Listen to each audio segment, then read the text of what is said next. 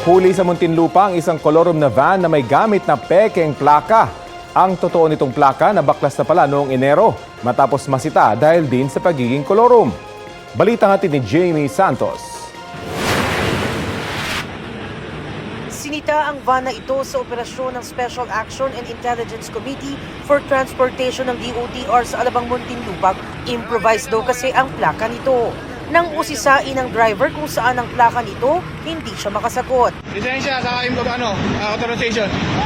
Mamaya ka na mag-cellphone. Mamaya ka na mag-cellphone. Lisensya mo, sir. Samay ka?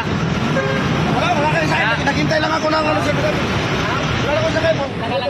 Dahil nagpagawa ng sariling plaka ang van, kolorum ito ayon sa DOTR SAICT. Lumalabas na ito rin pala ang van na nahuli nila noong January 8 sa Alabang din dahil sa pagiging kolorum. Kinumpis ka noon ng lisensya ng driver at binaklas ang plaka nito.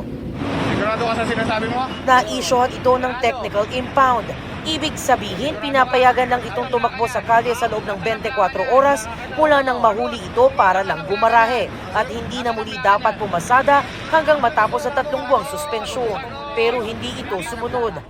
Ayon sa DOTR SAICT, mahaharap ang driver sa patong-patong na paglabag tulad ng no authorization to use improvised plates, failure to carry driver's license at obstruction. Sir, nasaan ang plaka niyan?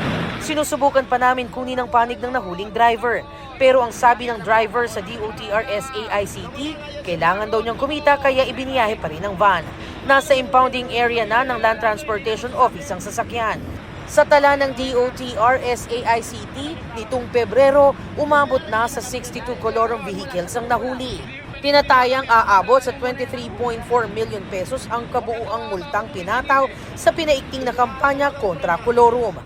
Jamie Santos, nagbabalita para sa GMA Integrated News. Kapuso, alamin ang maiinit na balita. Bisitahin at mag-subscribe sa GMA Integrated News sa YouTube. Sa mga kapuso abroad, samahan niyo kami sa GMA Pinoy TV at sa www.gmanews.tv.